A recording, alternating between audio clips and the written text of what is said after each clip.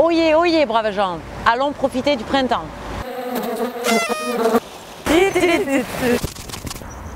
Tout en trottinant vers la nouvelle plateforme sport, santé, bien-être.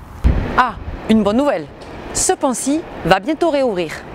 Ce pont-ci, toutes les infos à la fin du mag. Puis direction rue droite pour ouvrir quelques vitrines de bijoux précieux, si précieux. Visite ensuite chez les carlingueuses, dingue de carton. En bord de mer, je vous prie. Quant à notre secret d'histoire, il nous emportera dans le passé du Quai Lyon. Pour finir, un petit agenda pour vos incontournables rendez-vous de la saison. Pour l'heure, plongeons-nous dans les images du carnaval et du zapping. Bienvenue dans votre 3e Narbonnez-vous.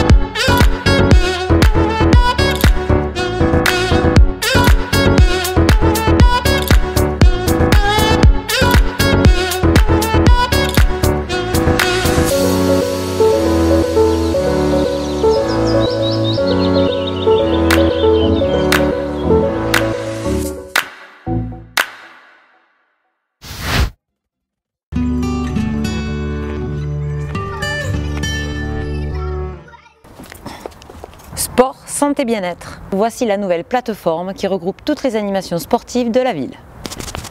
Déjà plus de 22 000 adeptes. Je vous fais une petite ordonnance. Le zoom est au trot. Lancée en janvier 2016, cette nouvelle structure regroupe en effet toutes les animations sportives proposées par la ville. Objectif, diffuser plus largement les bienfaits du sport, des enfants jusqu'aux seniors. Mais Narbonne se démarque une fois de plus en lançant Sport sur ordonnance. Comment ça marche? Explication.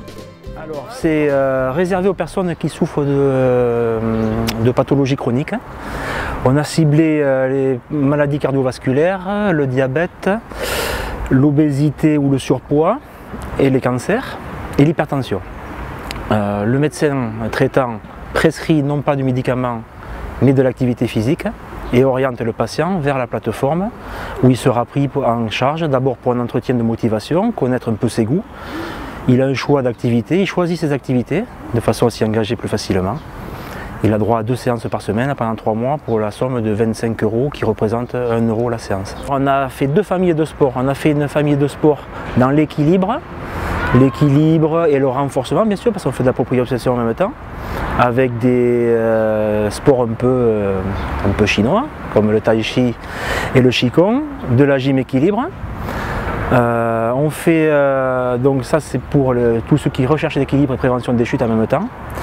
Et de notre côté, on fait des sports un peu plus énergétiques pour faire travailler au niveau cardiaque, qui sont le cardio-salle, donc un ensemble d'appareils en salle, et de la marche nordique.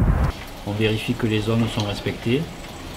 Et le but justement, c'est de faire progresser à la fois la fréquence et la puissance, tout en restant dans la bonne zone cardiaque.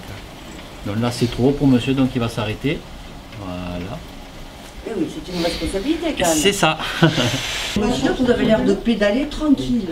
Je pédale tranquille, oui. Oui, c'est le médecin qui m'a fait une ordonnance pour sport santé parce que j'ai un peu d'hypertension. Donc il ne faut pas se contenter de prendre juste des médicaments. Il faut faire travailler le corps, éliminer des calories, etc., etc. J'ai vu ça dans le journal, donc j'ai proposé à mon médecin de me faire une ordonnance et puis je me suis inscrite dès le premier jour. Vous êtes bien suivi? Oui, oui, c'est très sympathique. Les coachs sont très bien. Ils nous font rire, donc on fait ça dans le plaisir, avec plaisir. Unité de lieu pour cette toute nouvelle plateforme sport santé bien-être qui se situe au Parc des Sports et de l'Amitié.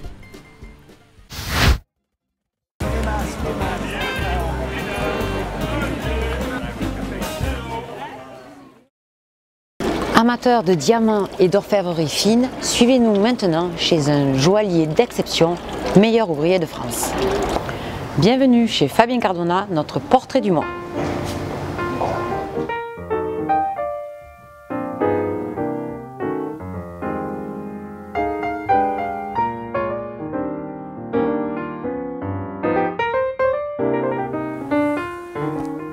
Alors là, je suis en train de préparer un calepinage, c'est-à-dire la mise en place de mes pierres qui vont venir sur la bague.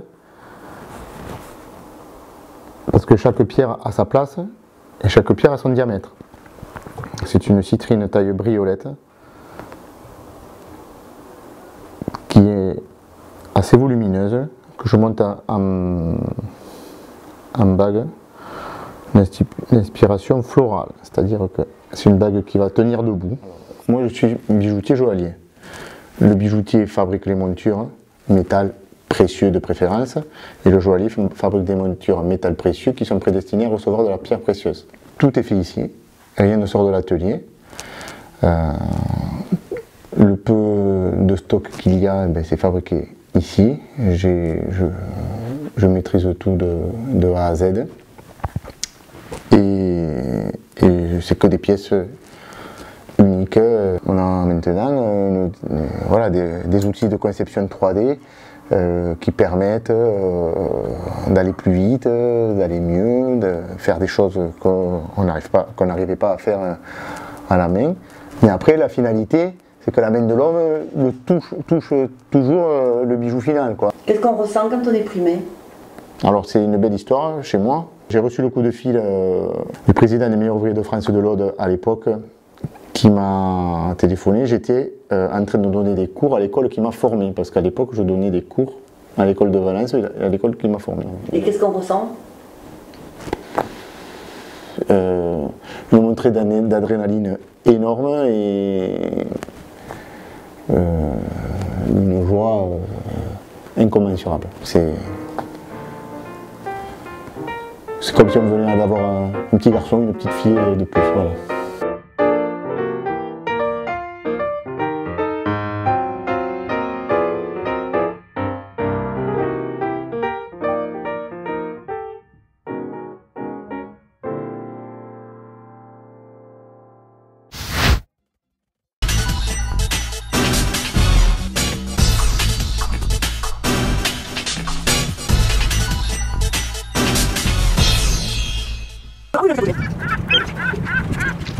Elles ont choisi la mer et plus particulièrement la plage des 40.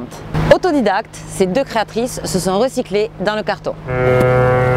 Étagères, commodes, meubles en tout genre, effet vintage, garanti. Voici les carlingueuses au cœur des possibles.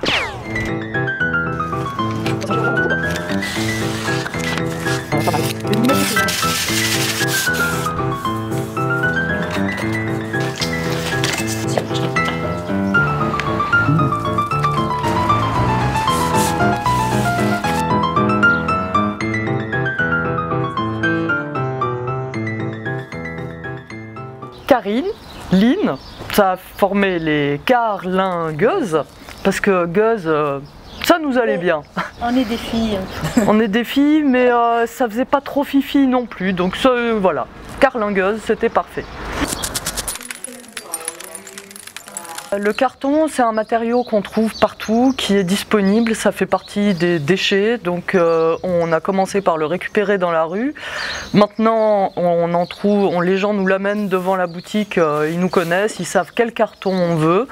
Donc du coup, c'est un matériau qui est facile à trouver et qui est extrêmement intéressant à travailler parce qu'il est super malléable, on peut faire toutes les formes qu'on veut avec.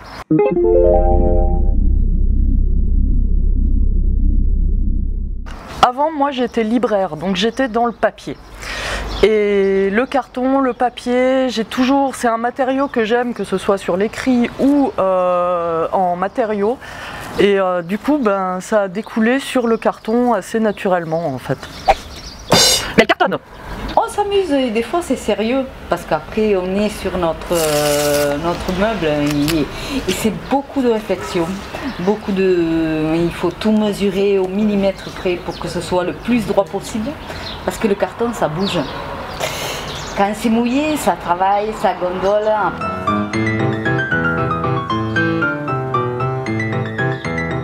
Comment on fait des meubles en carton? Ah, ça c'est secret.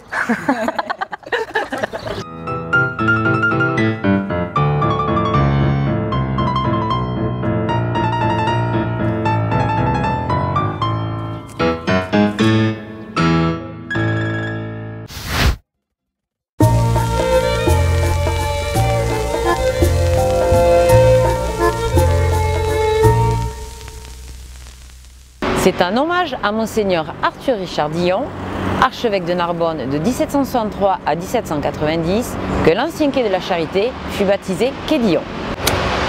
Mais qu'appelait-on la Charité? L'historienne Jacqueline Sommade nous répond pour ce secret d'histoire. La Charité, c'était une institution médiévale où on accueillait tous ceux qui avaient besoin d'aide et de soins.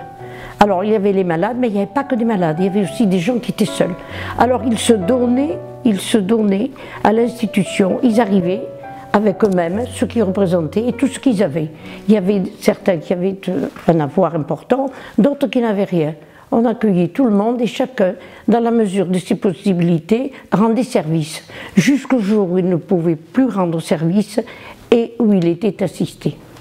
C'est ça la Charité. Alors ça, la Charité, c'était où sur le quai Dillon?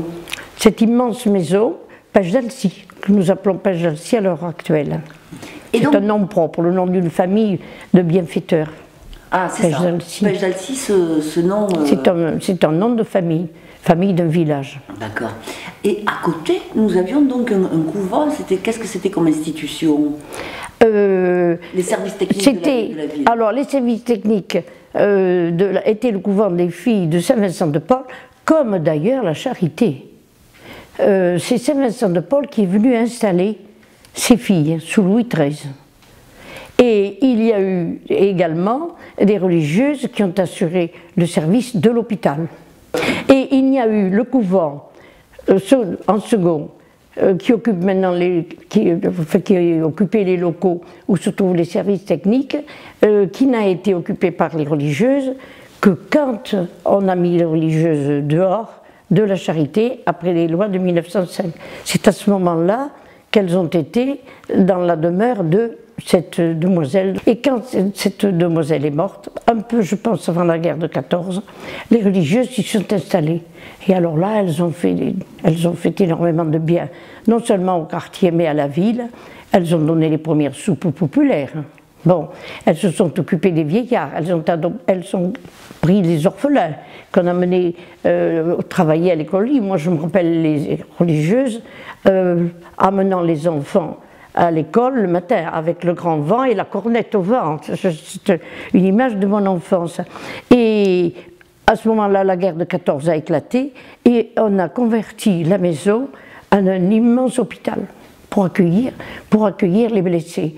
Et ça a été, je crois, une maison qui a fait énormément de travail à cette occasion-là. Puis après la guerre, eh bien, les religieuses ont repris leurs travaux divers. Et ensuite, bien sûr, il y a eu des différentes circonstances qui ont abouti au départ. Elles ont quitté cette maison pour gagner une toute petite maison en face de l'hôpital, de l'autre côté du Place Saint-Paul. Et à ce moment-là, la mairie a acquis l'immeuble.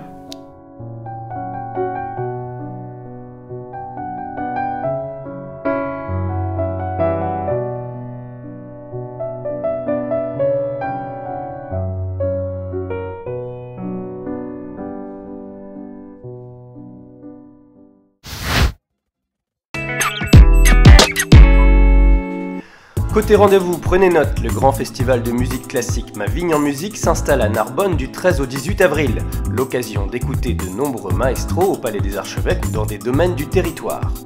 Du 27 au 28 mai, les cerfs-volants sont de retour pour nous en mettre plein les yeux à Narbonne-Plage avec les naturels. Le week-end suivant, du 2 au 5 juin, un vent espagnol soufflera sur la station littorale avec de grands noms des cultures ibériques comme Antonio Orozco ou Luis Sanchez. Côté projet, c'est une page qui se tourne pour le pont de Carcassonne, un axe essentiel pour Narbonne. Grâce aux efforts de la ville, il sera de nouveau accessible dès cet été pour les véhicules légers. Des travaux seront toutefois nécessaires par la suite pour que le pont puisse accueillir d'ici 2020 le passage de poids lourds.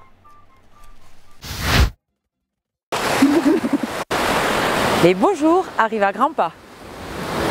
Dans le prochain mag, nous vous promettons un feu d'artifice de nouveautés. Au revoir et à bientôt!